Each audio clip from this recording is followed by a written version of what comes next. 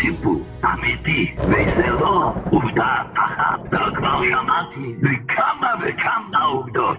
מלפני אולי 25 שנים באה בביתי אישה אחת ודיברה עם אשתי שעה, שעתיים, 3, כמדומש זה היה 4 שעות. אני ישבתי ולמדתי, אבל חשבתי, אחת מדברת כבר 4 שעות פה, לא נתנו לה משהו באכילה ולא שום שתייה. אמרתי לאשתי, אולי תתני לבחורה הזאת קצת לשתות, לאכול 4 שעות. תביא שמה את זה? אז אמרה, לא, אני הולכת לביתי. אוי רבוי, מה פירוש של ביתי? אז תביא סוף כל סוף, וראיתי שיש לה בר. אז למה היא נראית כמו בחורה? נו, אתם מבינים את התשובה. התאירו בואו פורה או איתו אישו. ביזיון? עושים לה ביזיונות לסייטת. והביזיונות שעושים לה פורים את ראשה.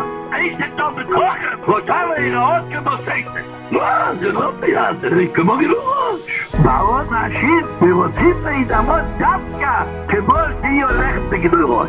כן, זה צחוק. זה צחוק? זה לא צחוק! רוצים להיראות בבחורה! הרצון הזה דרייפר! זה חשיבות יוצאת דרכה! הסבא שלי, צור מורחה, זכרין אלפוך הרב בגרדן, הכהן, פוסק שאסור לדבר דברי תרא, אסור לברר ברכה, נגד ביד נוצרי, רק ממדי מעקס לצאת. מי יכול להרוס לי? זה פסק הלכה, מישהו, מתורי דורות, עד הדור הזה, שיביא איזה מישהו למדם, שיביאו פסק כזה, שמותר ללכת בפייה נוכרית ויראות כמו בחורה. האישה הזאת עומדת בערב שבת, מדליקה נרות, וקודם הדלקת הנרות היא אומרת תפילה לקדוש ברוך הוא. והיא כבר מתפללת לקדוש ברוך הוא. הרי התפילה שלה תועבה, תמצא כמותך. איך יכול להיות שבזה יבטא ירושלים, שבזה יבטא קדושה?